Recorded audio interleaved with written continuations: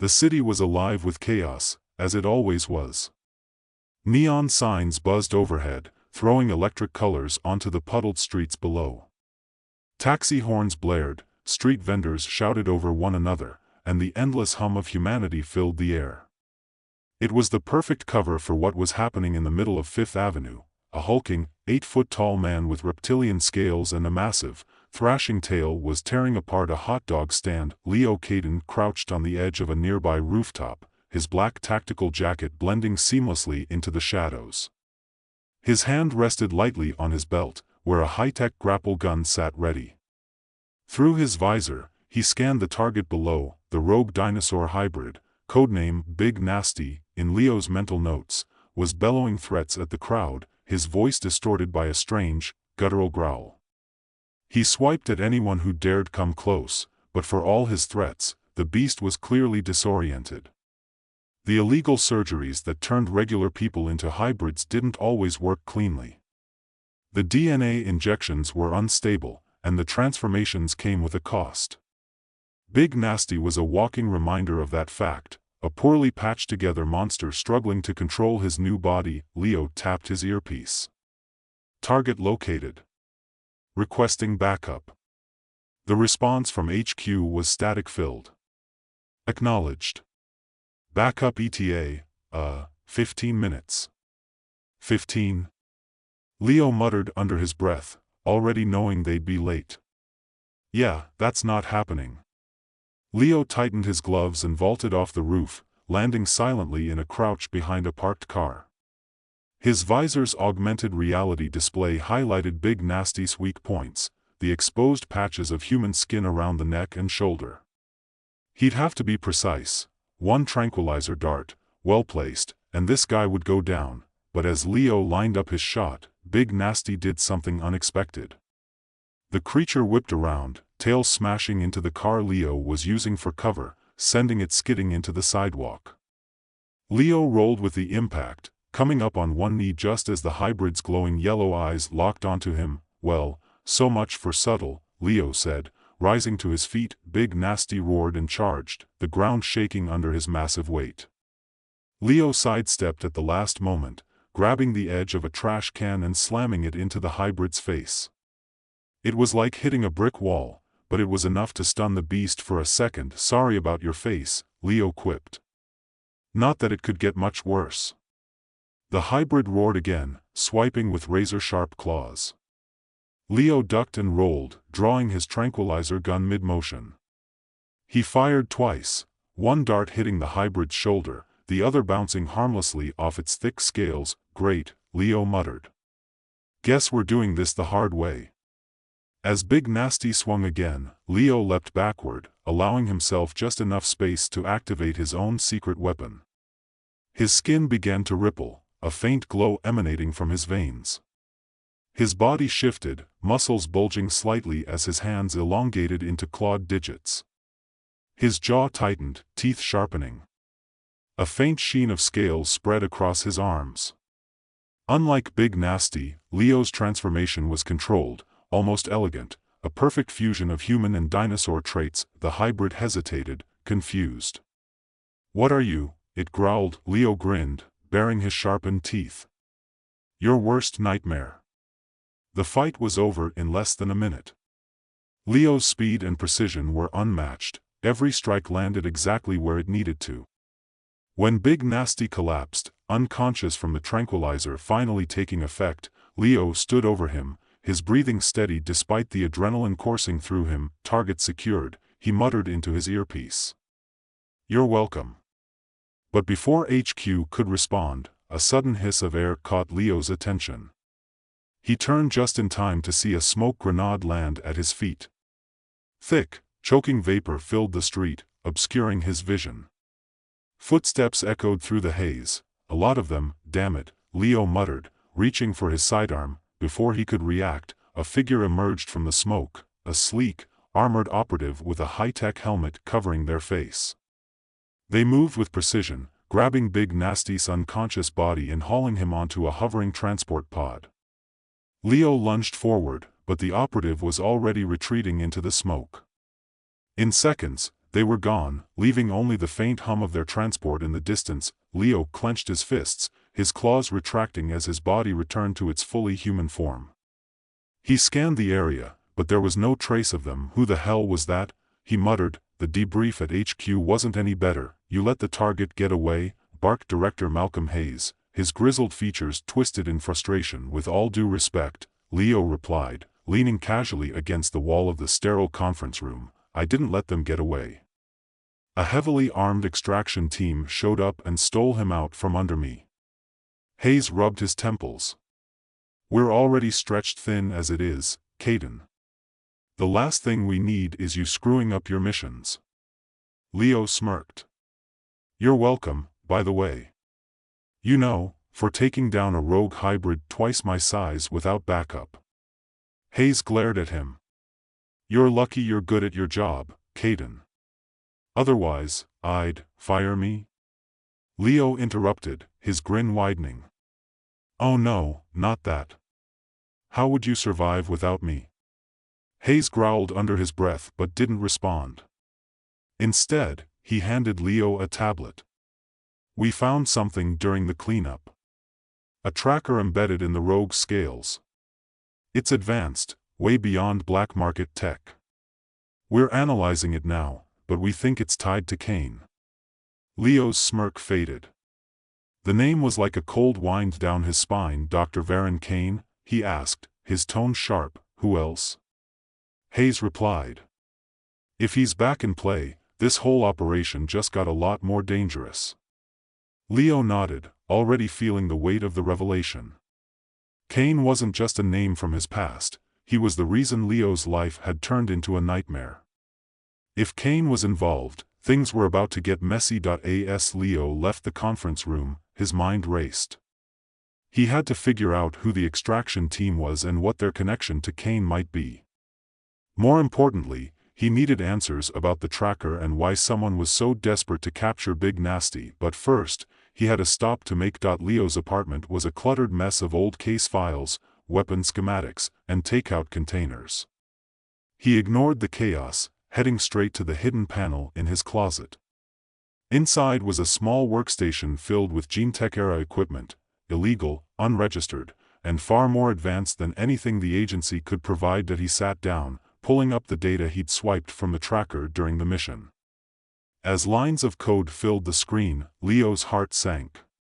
The signal was encrypted, but the frequency matched something he hadn't seen in years, one of Kane's old experiments. Guess you're back in the game, Doc, Leo muttered. He leaned back in his chair, the glow of the monitor casting shadows across his face. For years, he'd tried to leave his past behind, to focus on hunting rogues and staying one step ahead of his own secret. But now, the past was catching up to him. And if Kane was involved, it meant one thing: the genetic frenzy was far from over. Leo didn't sleep that night. He leaned over the glow of his workstation, his tired eyes scanning the streams of encrypted data. The frequency embedded in the tracker wasn't just Kane's signature, it was an active signal. Someone was using it to relay real-time information. That meant whoever had taken Big Nasty was already a step ahead. The thought gnawed at him as he drained another cup of stale coffee. He didn't trust the agency's analysts to crack this in time, and he certainly didn't trust Hayes to handle it delicately. Kane's fingerprints on anything meant chaos. Leo knew from personal experience just how dangerous the man was, how willing he'd been to push human limits into monstrous territory. Leo's very existence was proof of that. As the first rays of sunlight pushed through the blinds, Leo's workstation beeped, a breakthrough. He quickly adjusted the filters on the tracker's signal, isolating its origin. It wasn't just any broadcast, it was triangulated to a precise location, a decommissioned gene-tech facility in the Pacific Northwest. Figures, Leo muttered, grabbing his jacket. He's crawling back to his old stomping grounds. By the time Leo touched down in Seattle, he was running on caffeine and pure determination. The rain drizzled relentlessly as he stepped off the small agency transport. His contact was already waiting near the hangar, Lila Voss, a freelancer who'd once been on the agency's watch list for suspected hybrid activity. Now, She ran with the rogues who weren't entirely unhinged, a loose network of hybrids trying to survive under the radar. Lila was tall, her sharp features accented by faint patches of scale running down her neck and disappearing beneath the collar of her leather jacket. Her arms were crossed as Leo approached, her expression unreadable. "You must be desperate if you're calling me," she said, her voice edged with dry amusement. "Desperate's not the word," Leo shot back. "Practical. You've got eyes where I don't. And what's in it for me?" "Dr. Varen Kane," he said flatly, watching her expression shift. "He's resurfaced." Lila's smirk vanished. Her jaw tightened, and she took a slow step closer. "If you're lying, I'm not," Leo interrupted. "And if you're still holding on to whatever vendetta you've got against him, this is your chance." Lila studied him for a moment longer before giving a reluctant nod. "Fine. But you're going to owe me." "Put it on my tab," Leo said, already walking toward the waiting car. The facility loomed in the middle of the forest, its gray concrete walls streaked with moss and vines. It looked abandoned, but Leo wasn't buying it. He adjusted his visor, switching to infrared. Sure enough, faint heat signatures dotted the perimeter, armed guards, hybrids, and something bigger moving in the lower levels. Lila crouched beside him in the shadows, scanning the area with binoculars. "That's a lot of muscle for an abandoned lab." "Kane never did like visitors," Leo said. "We'll need to be quick. In and out before they know we're here." "And what's the plan if they do?" Lila asked, one brow raised. Leo gave her a sly grin. "We improvise." Lila rolled her eyes but followed as Leo moved silently toward the fence. It didn't take long to disable the motion sensors and cut through the chain-link barrier. They slipped inside, sticking to the shadows as they approached the main building. Inside, the facility was a maze of narrow corridors, dimly lit and reeking of mildew. The faint hum of machinery echoed through the halls, growing louder as they descended deeper into the structure. Leo's visor pinged with an alert, a massive heat signature ahead. They stopped at the edge of a large chamber, peering inside. The sight made Leo's blood run cold. Kane was there, standing in the middle of the room. He hadn't changed much in the years since Leo had last seen him, tall, gaunt, his sharp features giving him a wolfish appearance. His white lab coat was pristine, a stark contrast to the chaotic scene around him. Hybrid subjects filled the chamber, restrained in reinforced containment pods.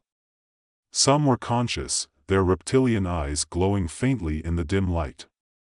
Others were unconscious, hooked up to intravenous lines pumping glowing liquid into their veins. At Kane's side was Rex, the hulking tyrannosaur hybrid who had become Kane's enforcer. His sheer size dominated the room, his thick tail swiping back and forth as if daring anyone to challenge him. Leo recognized the unmistakable glint of upgraded tech embedded in Rex's body, cybernetic enhancements, courtesy of Kane's twisted genius. "What the hell is he doing?" Lila whispered. "Testing," Leo replied, his voice tight. "Perfecting." One of the pods suddenly shook violently as the hybrid inside began to transform, its human features twisting into something monstrous.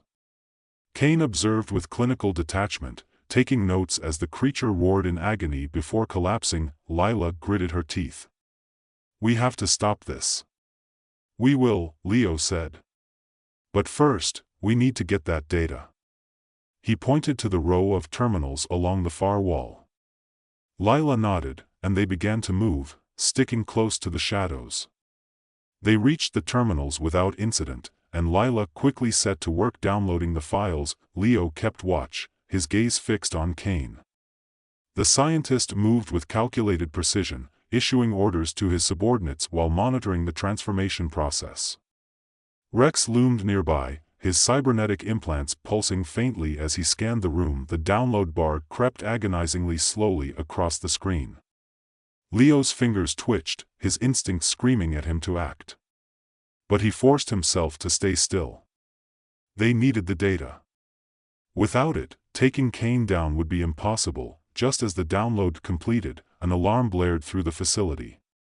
Kane's head snapped toward the terminals, his cold eyes narrowing a move. Leo hissed, they bolted, but the room erupted into chaos. Guards poured in from every entrance, weapons drawn. Rex roared, charging toward them with terrifying speed. Leo turned, activating his hybrid form mid-motion. His claws extended as he slashed through the nearest guard, his movements a blur. Lila followed suit, her own transformation making her faster and more agile. Together, they fought their way through the swarm, but the odds were stacked against them. Rex slammed into Leo, sending him flying into a wall. The impact knocked the wind out of him, but he recovered quickly, dodging the next attack and countering with a vicious strike to Rex's exposed cybernetics. Sparks flew as Rex roared in rage, his tail sweeping across the floor and nearly catching Leo. Kane's escaping. Lila shouted, pointing to the far end of the chamber. Leo turned, his eyes locking onto Kane as the scientist disappeared through a side door. Ignoring the pain in his ribs, he pushed past the guards, determined to catch him. Lila covered his retreat, her claws tearing through anyone who got too close. By the time Leo reached the door, Kane was gone. But the fight wasn't over. Rex was still coming, his massive frame blocking the only exit. Leo squared his shoulders, his claws gleaming under the flickering lights. Let's finish this. Rex lunged, the ground trembling beneath his enormous weight. Leo barely dodged the massive clawed hand aimed at his head, rolling to the side as the hybrid's tail smashed into the wall behind him, sending concrete shards flying. Leo scrambled to his feet, his claws extending fully as he narrowed his focus. He'd fought hybrids before, but none like Rex. The guy was more beast than man, a walking fortress of muscle and cybernetics. Let me guess, Leo quipped, sidestepping another swipe.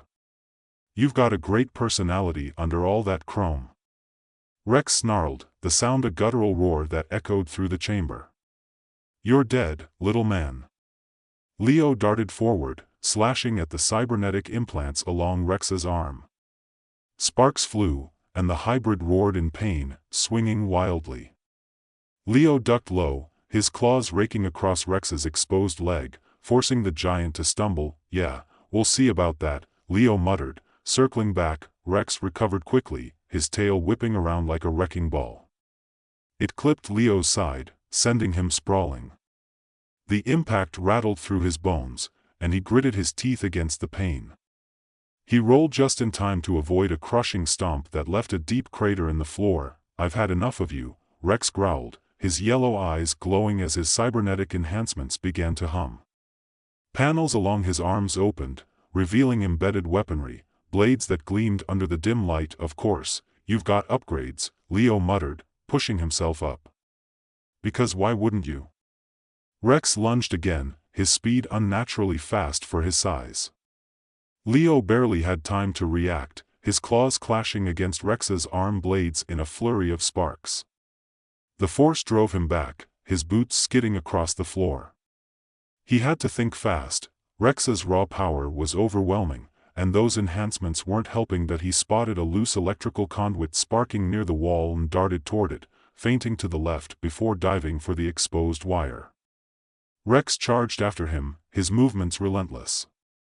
As Rex raised his blades for a finishing strike, Leo yanked the live wire free and slammed it into the cybernetic implant on Rex's chest. Electricity surged through Rex's body, the lights flickering as the hybrid howled in agony.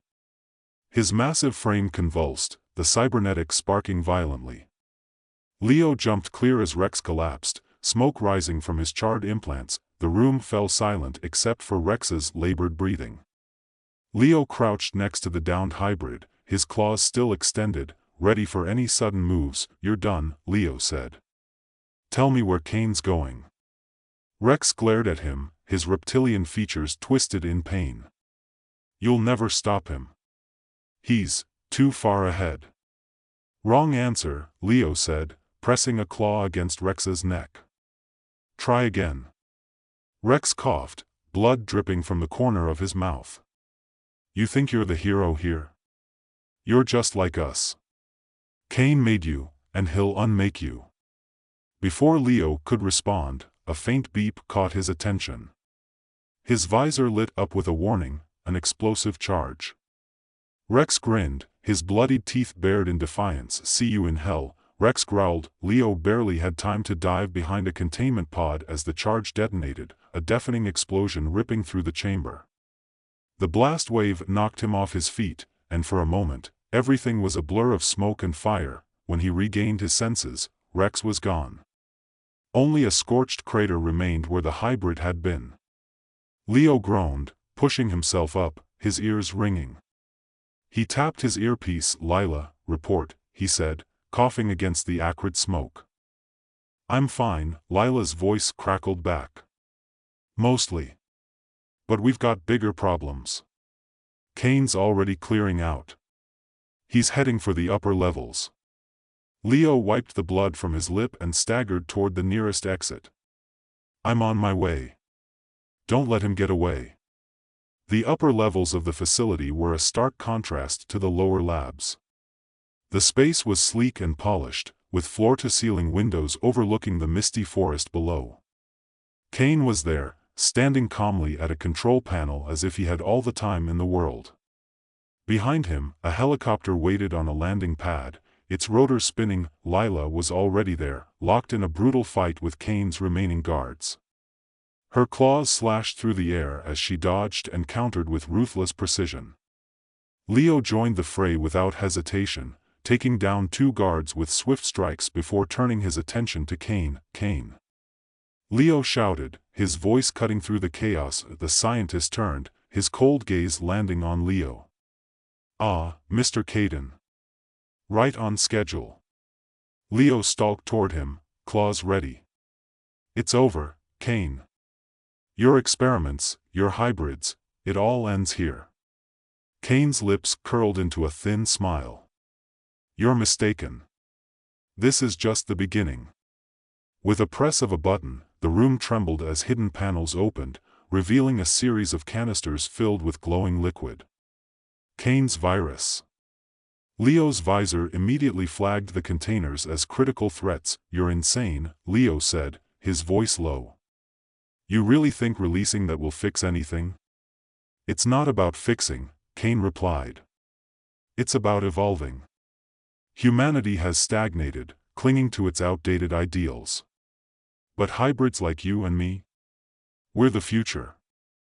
"I'm nothing like you," Leo growled. "On the contrary," Kane said, his expression maddeningly calm. "You're my greatest success." Before Leo could respond, Kane pressed another button, and the canisters began to hum ominously. A countdown appeared on Leo's visor, 2 minutes until the virus was released. "Stop it!" Leo shouted, rushing forward. Kane sidestepped smoothly, retreating toward the helicopter. "Good luck, Mr. Caden. Try not to disappoint me." Lila joined Leo as the helicopter lifted off, Kane's smug expression visible through the window. But there was no time to pursue him. The countdown was still ticking. "We have to shut it down," Leo said, running to the control panel. Lila scanned the canisters, her sharp eyes darting over the mechanisms. "I can overload the system, but it'll blow the whole facility."